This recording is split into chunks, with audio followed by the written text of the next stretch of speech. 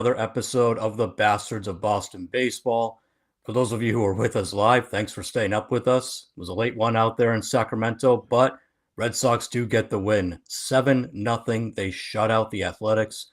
Garrett Crochet gets back on track, and the Red Sox finally are able to go out west and not embarrass themselves, unlike they did in Arizona this past weekend. I am Jason Kelly. I'm here with Terry Cushman, and Terry, I think the most important thing about this game was that, yes, you beat the Athletics, which you should be beating them, but Garrett Crochet looked like Garrett Crochet again, which I think we really needed to see that out of him. Yeah, that was the one intriguing thing about this game is can Crochet, lock it back down and give us a performance that we saw just about every time out in the first half. And, it seemed like a recipe for a possible disaster. You get a park that's not friendly at all for pitching. So if he's going to be home run prone, I think he gave up 4 home runs in his most recent start coming into this one. Not the place you want to be pitching, and this lineup can mash, but he reined it in. I think we found that they're somewhat of a all or nothing lineup. And, Tyler Soderstrom, terrible numbers against lefties. A couple of guys in that lineup couldn't hit lefties. So, it ended up being the start that the Red Sox needed from him.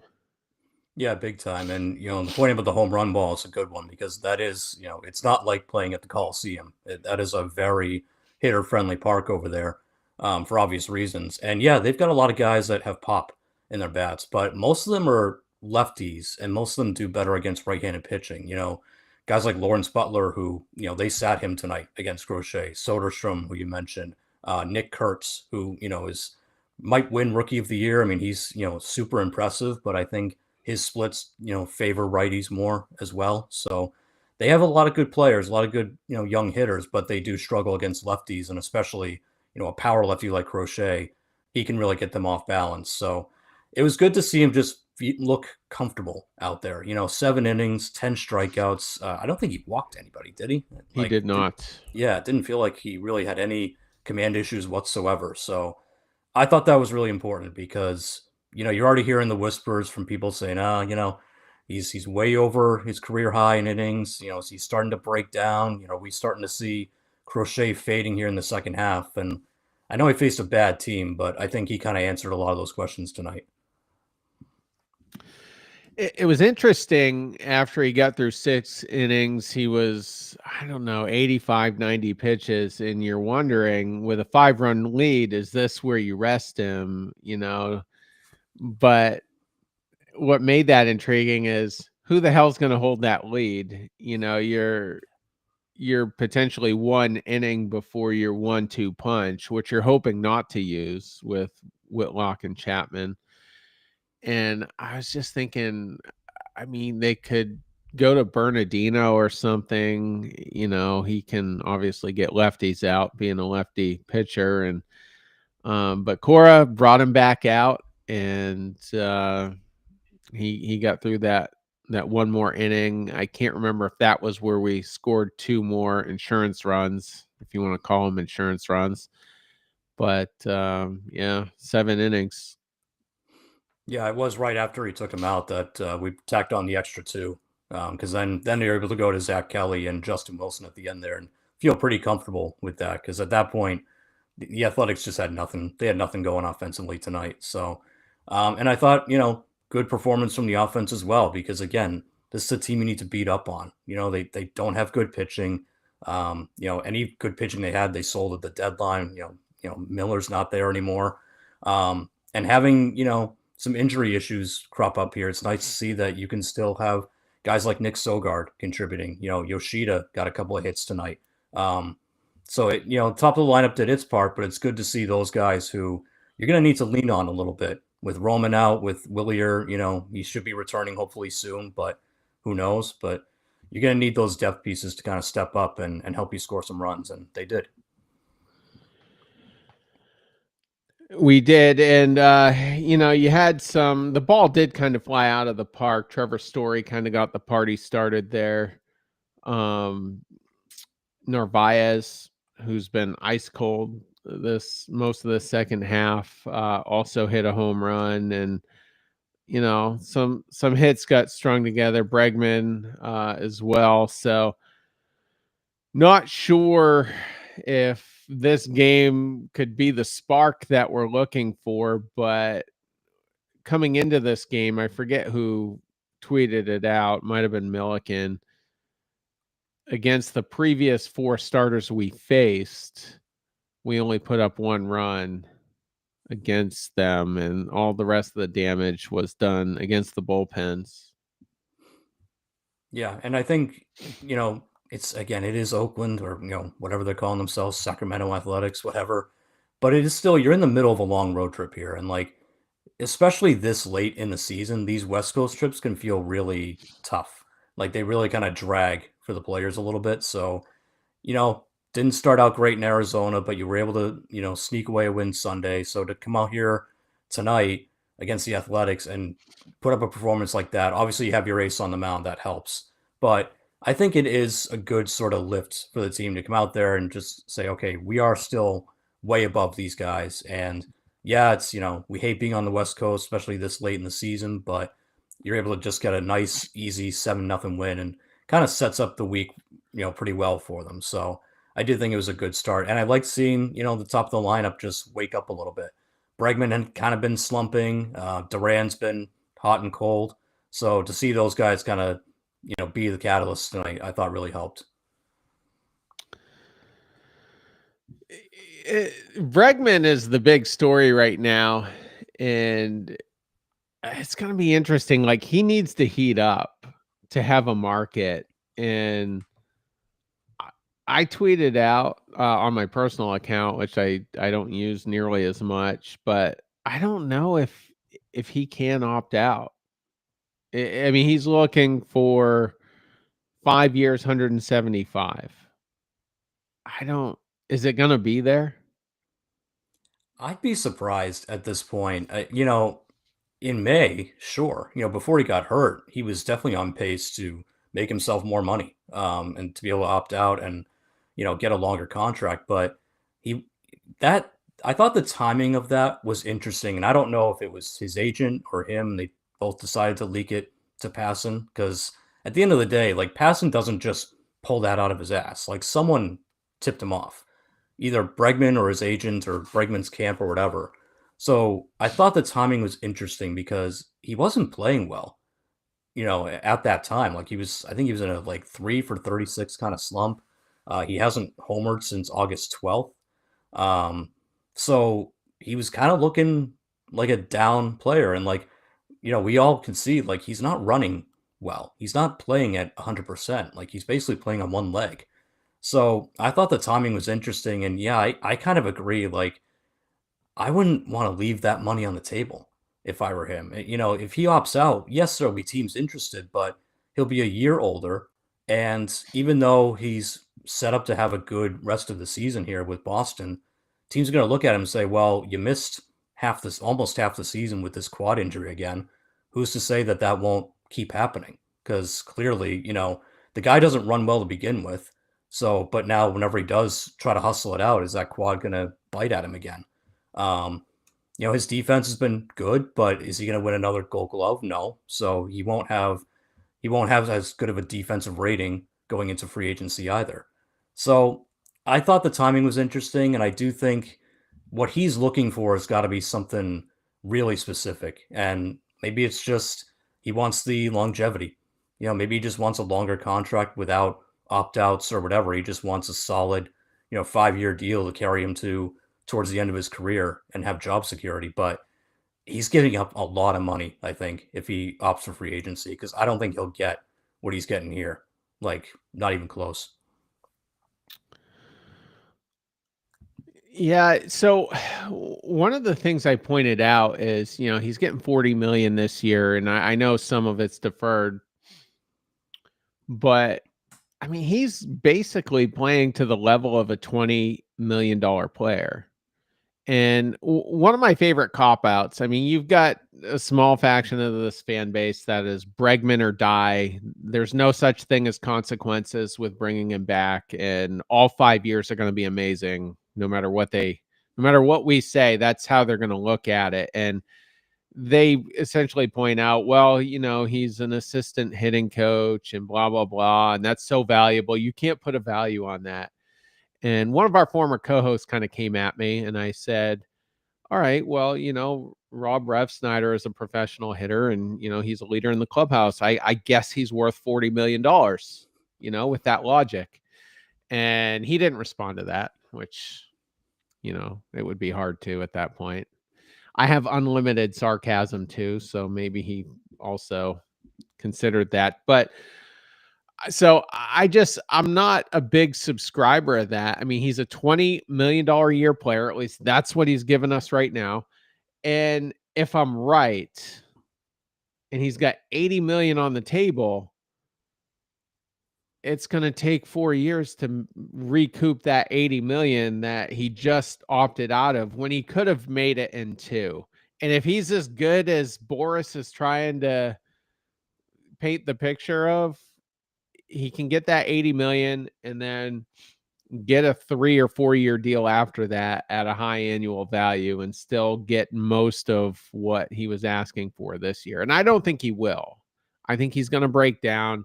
Maybe he would be a serviceable player in 4 years, but I would play hardball and make him sit on the market and then sign him at your price again in February.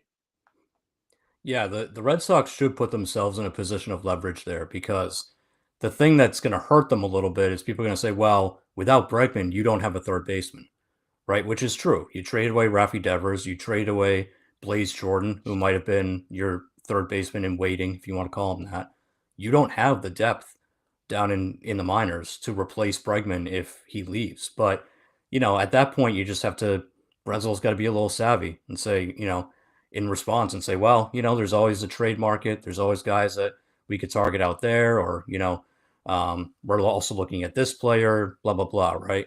Because the whole thing about Bregman's like an extra hitting coach, I understand the sentiment behind it. He's a veteran. He obviously gets on really well with Anthony and Meyer and Sadon and, Christian Campbell when he was here. That's great. But eventually, Roman Anthony's not going to need assistant hitting coach Alex Bregman. He's naturally talented enough that eventually Anthony's going to get to a point where he says, yeah, I don't need to listen to you. I'm hitting 330, with, an OPS over 1,000, and you're on the shelf again with a quad injury. So, and not that like Anthony's going to be a dick about it or anything, but there's only so much I want to pay for. Well, he's a good veteran. He gets on with the young kids. Okay, great. Does that mean he deserves 40 million if he's only hitting like 260 and he can't stay healthy? I don't think so. So I agree with you. Like if he wants to hit free agency, if he wants to opt out, leave that 80 million on the table, fine. Go ahead, because I don't think he's gonna have a fun time over the winter. I think he's gonna be one of these guys that like there'll be rumors about him, there'll be a lot of conversations about him, but it'll come to January 15th and he still won't be signed. And then the Red Sox can kind of peer around the corner and go, so you wanna come back to the table and negotiate a little bit more? So I agree with you. Like, let him test out free agency. I don't think he's going to get the mega deal that he's looking for. And as far as the aspect that he's this great hitting coach, you mentioned Anthony, and Anthony could be a generational talent for all we know. We're jumping the gun if we're giving it to him now, but you put his savant chart up with Juan Soto's, they look very similar. So that's number one. Number two, how much did Bregman help out Christian Campbell? Where's Campbell been? So he didn't really help Campbell out. I guess you can say he kind of helped out Marcelo Meyer, but at the end of the day, Marcelo Meyer was a platoon player the bulk of the time he was up here.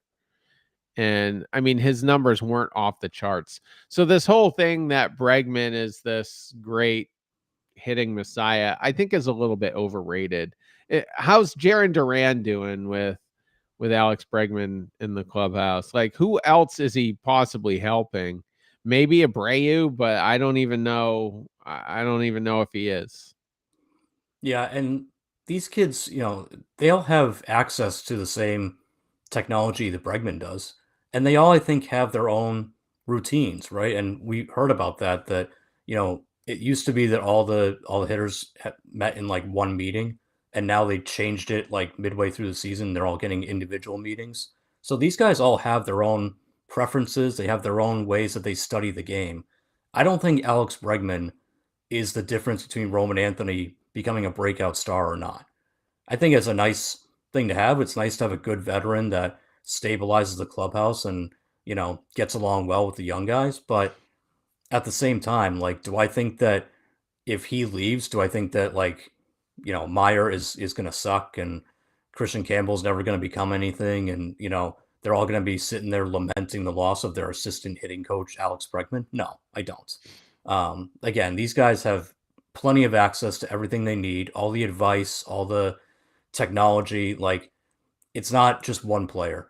It's not just one guy that does that. It's kind of a whole team. So I think people are way overblowing that. And at the end of the day, it's like, what kind of example does that show if he opts out?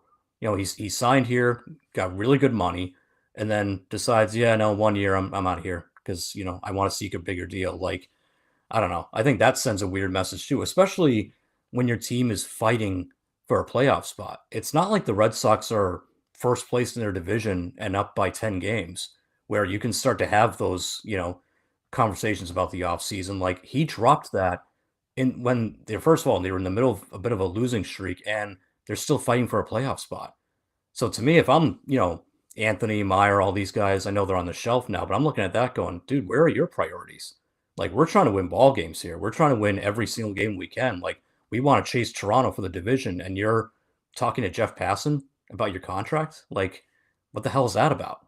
So to me, that's where the leadership part with Bregman kind of took a hit for me personally, because it's like that's a weird move. It's a weird time to do it.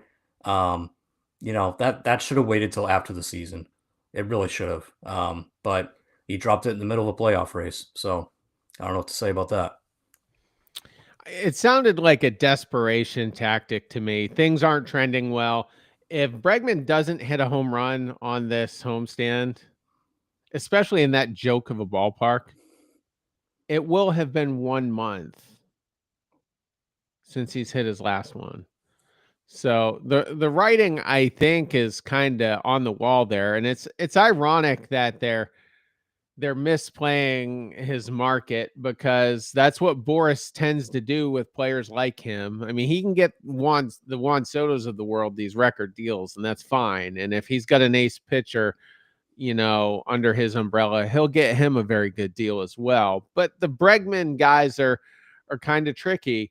And so there's just so much uncertainty if you're Bregman. Now, it's like a 10 or 14-day window the day after the World Series ends, to where they'll have to assess the market really quick and then decide, is he going to opt in or out? Now, I've already made the case. I don't know how many years it's going to take him to recoup that $80 million that he'll potentially opt out of. But let's look at this other scenario. If he opts out, he risks that, but he also risks having to sign whatever the contract is with a crappy team. What if the Mariners, and I'm trying to think of a couple other teams, what if it's the Mariners and the Orioles coming to the table and that's it? So now you've lost your fun market to play in. You're not making as much money, and you got to play for a crappy team. You have to think that that's part of what's on his mind right now. He wants to stay in Boston. He put the bat signal out there, and the Red Sox haven't bit on it yet. And I think after freeing themselves up of the Devers money, I think they're praying that Alex Bregman will heat up to the point where he will opt out, so they don't have to pay him on the remainder of this deal. They would love to free up 40 million going into next season, which would be a combined 70 to 75 million if you take the Devers money off the books too. The front office and ownership are rooting hard for that. Oh, big time. Yeah, John Henry is absolutely rooting for that. He would love nothing more than for Alex Bregman to opt out, so he's free of that contract too. There's nothing Henry loves more than shedding payroll. So, yeah, he's absolutely rooting for that. And you make a good point. Like everyone, maybe Bregman assumes that his market would be really strong, and teams like the Tigers, who were interested in him last winter, would be interested again. But they might pivot because he's not going to be the only free agent third baseman out there. Suarez will be out there. So what if a team like Detroit says, you know what, we'd rather, yeah, he's older, but he can hit 35, 40 homers for us. You can't. And Suarez can stay healthy. You can't. So a team like Detroit might say, yeah, we need that extra piece, but we're going to go with Suarez over you because even though he's older, we only have to pay him for like 2 years. He's not going to want a 5-year deal like you do.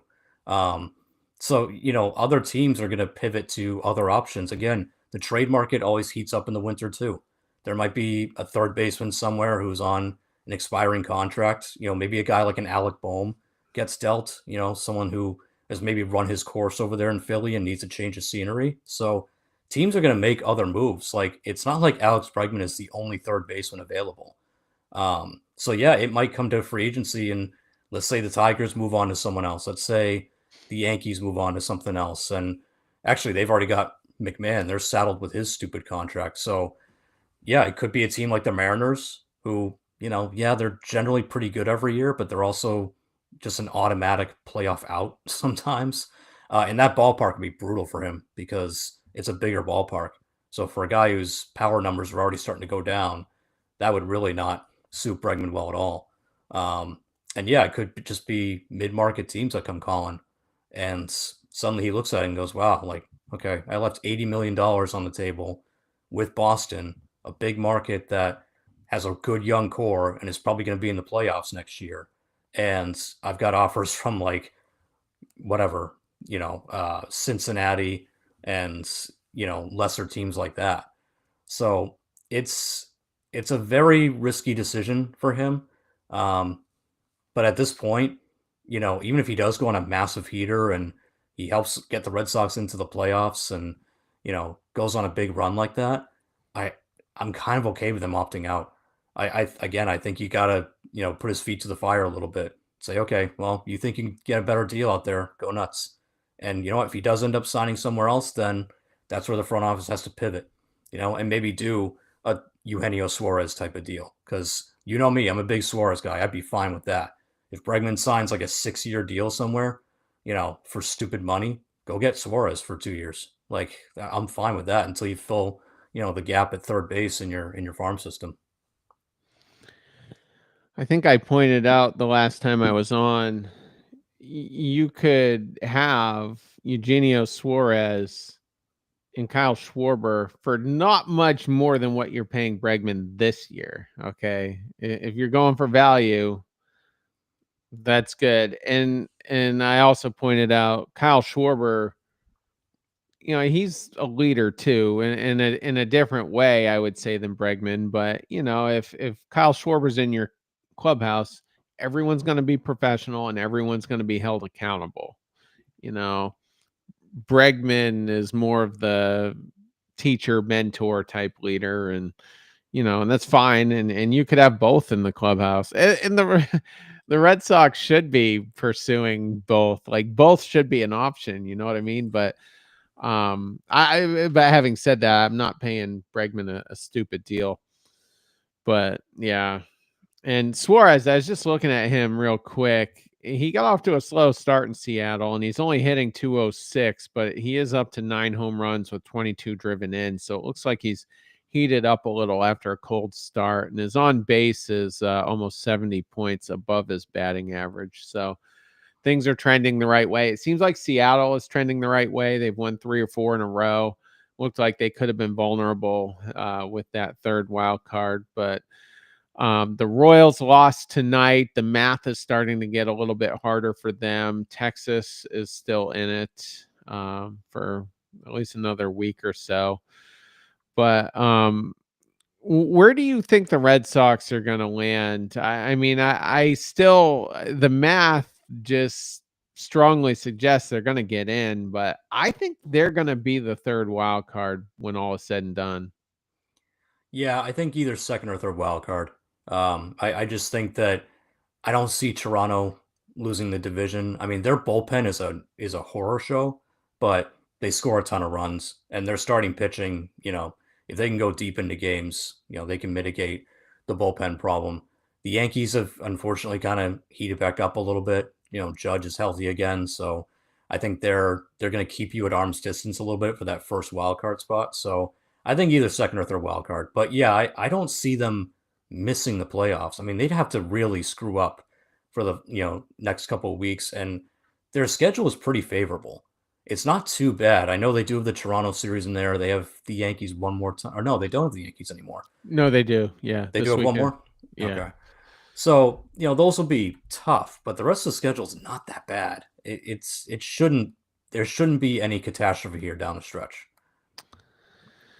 I don't. Well, Tampa's kind of been playing pretty solid. We got them next week, and then you got Oakland one more time, and then you wrap up with Toronto and Detroit. And some people are saying, well, those teams will have the benefit of resting players, and I don't know that they will. If if Toronto can keep the division, they probably end up the second seed, the first seed if they go real hot here. So they're going to be trying to get that first round bye so they don't have to play that 3-game set. Detroit, I don't know what they have to play for. I don't know if the number 1 seed versus the 2 seed is important to them because, you're getting a bye either way. But I don't, outside of maybe skipping a Scooble start, which obviously we would love. I don't really see them dogging it. And actually, you know what? The Scooble thing shouldn't matter if they are getting a bye. I mean, they should be able to start him that first game no matter what. And even a game 2 start, I don't think is really the end of the world. He would still get 2 starts in that series. So, some teams have something to play for, and I don't think the Red Sox are really going to benefit from that. Yeah, I don't see Toronto resting anybody. The division's too close. And with us and the Yankees kind of breathing down their necks, I don't think they can afford to rest anybody. They don't have really the depth to be able to do that either. Detroit, I think you're right. They could maybe skip a Scooble start. Detroit's got to be a little careful, though. Cleveland's gotten really hot out of nowhere. Again, they had a weird thing where they sold at the deadline and got really hot afterwards. And they've started swinging the bats more, which was always their biggest problem. So Cleveland is, they're only 6.5 out. So it's not like they're a major threat to Detroit just yet. But I mean, that division, like everyone thought it was going to be Kansas City and Detroit going at it. Cleveland is kind of woken up here. So I wonder if they make it close. Like maybe Detroit can't afford to skip a schoolboy start because they might need that game, in which case that might be bad news for the Red Sox if it falls that way. But yeah, I think that I don't think you get any resting. I think that those teams are all going to have something to play for at the end. I just think the Red Sox, like, they're in a good spot right now, and they've just got to hold their water. You've got a 3.5 game gap between you and Seattle, between the second and third wild card. So that's pretty significant. So as long as you don't go on a massive losing streak, and really the Red Sox haven't done that this year. They do the typical thing where they lose 2 of 3. We all act like the sky is falling, and then they win, the next 2 of 3. So it's like a seesaw thing with them. But I don't see them losing like 5 or 6 in a row. I think that's what it would have to take for them to potentially fall out of the wild card race. And I don't see it happening. Not with Crochet. I don't think Bayo is going to look the way he looked the other night. I think he'll be just fine. Giolito is solid. So they're just too solid to go on that big of a losing streak. So yeah, I think second wild card is where I have them landing. You could potentially have in the Yankee series, which is right after this one, as soon as the Red Sox come back home, you could, if you wanted to, have Giolito, Bayo, and Crochet pitching in that series. And, you know, it would be big to have those three because I don't think they'll sweep the Yankees under any circumstances. But if they did, now you are in that top wild card spot and you have home field advantage in that first round. So, a lot is at stake here. I was listening to the Mass Live guys earlier, and they think Tolley could start on Friday as he has the previous 2 Fridays. So I don't.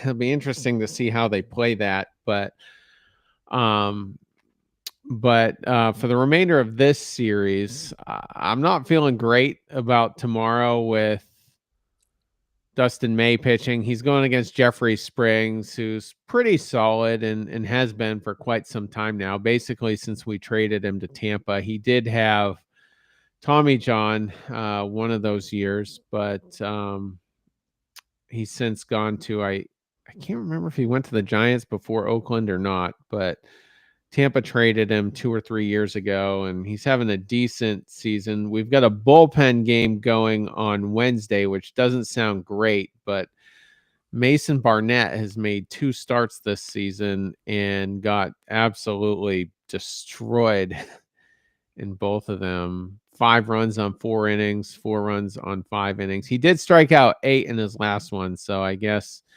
if Oakland fans are looking for a reason to be somewhat optimistic, he did punch a bunch of guys out. But I think the Red Sox probably drop tomorrow, but then win the finale. Yeah, I feel the same way. I think tomorrow it's going to be liftoff city because, again, that is a small ballpark, and you've got Dustin May going against some powerful left-handed bats. So, Butler will be back in their lineup. Kurtz, Soderstrom. I think those guys are going to take Dustin May to the moon.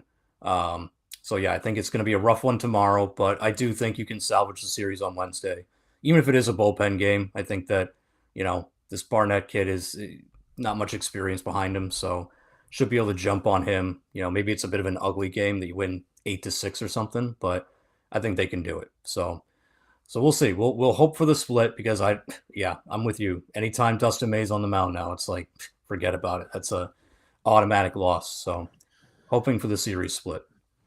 But any other thoughts? I think that'll do it. All right, sounds good. Well, we'll be back with you guys tomorrow night after the game. It'll be another late one, but appreciate you guys staying up with us and hanging out, talking some Red Sox. Hoping for a win tomorrow, but we'll see. If not, at least hoping for that series split. So everyone have a good rest of your night. Go get some sleep. We'll talk to you later. Take care.